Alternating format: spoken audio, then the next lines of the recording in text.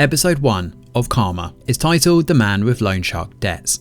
A man has been tied and beaten up. The abandoned warehouse he is in is set on fire. The firefighters find him, but he is badly burned.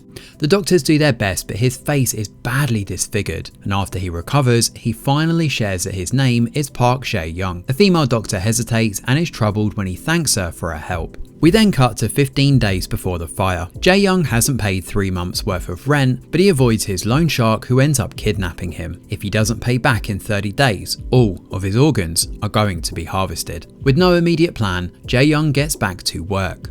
We see that he has also borrowed money from Chang Seop, a friendly co-worker who is easily fooled. He overhears his boss firing a Korean Chinese ex-convict, Jae-yeong. He has a sick child, but he was only hired because of the company's prison rehab program. Jae-yeong then threatens the boss with a blade before walking off. Jae-yeong then overhears Jae-yeong's wife berating him. He also notices a face scar and a hand tattoo and quickly looks it up. It turns out that tattoo belongs to the knife of Yanbian, a Korean Chinese triad. They are known for their violent revenge tactics. Suddenly, Jae-yeong's father, Dong-sik, is involved in a hit and run. The driver happens to be a rich guy who wants to privately settle and gives Jae-yeong 5 million won. Jae-yeong gives his father 3 million for the bills, but tries to change his mind. Dong-sik refuses to give back the money and a woman then shows up. Surprised, Jae-yeong mocks Dong-sik for dating a gold digger instead of helping out his son. He then extorts 3 million more from the driver. That night, he heads to Dong-sik's to get some clothes for him. Along with this, he takes his dad's Rolex and some savings.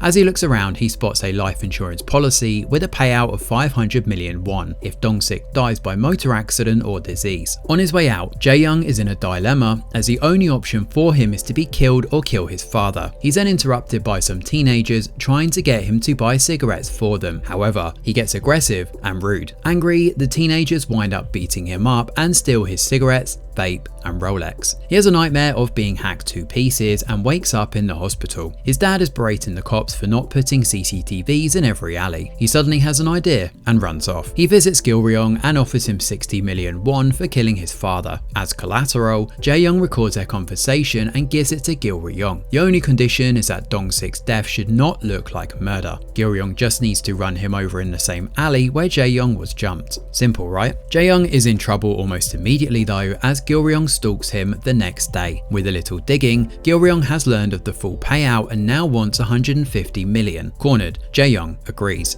but he does rave and rant until Jae-yeong simply tells him to get a solid alibi. Jae-yeong invites Chang Seop for a barbecue and books a karaoke room with escorts. That plan is messed up though, as Chang Seop is called home midway through. Jae-yeong goes to the karaoke room alone and stays there until 10-12 PM.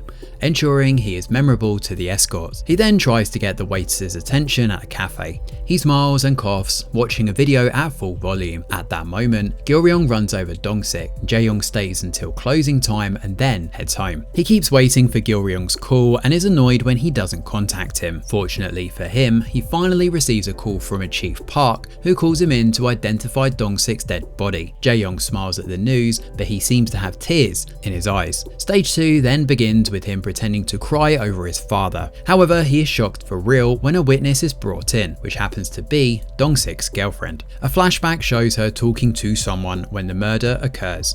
She sees the car reverse and Jae-yeong checking the body. On top of that, Dong-sik's body wasn't actually found in the alley, it was found buried in the mountains. Jae-yeong cries for real this time as he mentally berates Jae-yeong for messing everything up, which is where episode 1 of Karma comes to a close. So episode 1 of Karma sets the tone for Netflix's latest thriller with its episodic nature, black comedy and a quick pace. While it's far from an outright comedy, you can't help but scoff and be amused with Jae-young's actions and mental gymnastics as he tries to get the insurance payout. The morgue scene is definitely the highlight of this chapter, with Jae-young going from fake mourning his father to really mourning the insurance payout. The pointlessness of his father's murder through all of this, and his own impending death. It also doesn't help, of course, that despite everything, Jae-young and his father cared for each other. There are several clues and red herrings that also make viewers excited for the following episodes. such as Dong-sik's girlfriend being labelled as the eyewitness when that is the name of Park Hae-soo's character. Are the two intertwined perhaps in some way? Then there's Shin Min-a's character, Dr. Jae-yeong, who is forced to treat a patient who ruined her life, at least according to the plot summary anyway. The only thing is that the patient is none other than Jae-yeong. Well, with more questions than answers, this one is certainly setting itself up to be a twisty-turny thriller. Thanks for watching, and do let us know your thoughts in the comments below. Smash a like or subscribe to the channel, your support is very much appreciated. I'm Greg Wheeler, and from all of us over here at The Review Geek, we'll see you on the next video.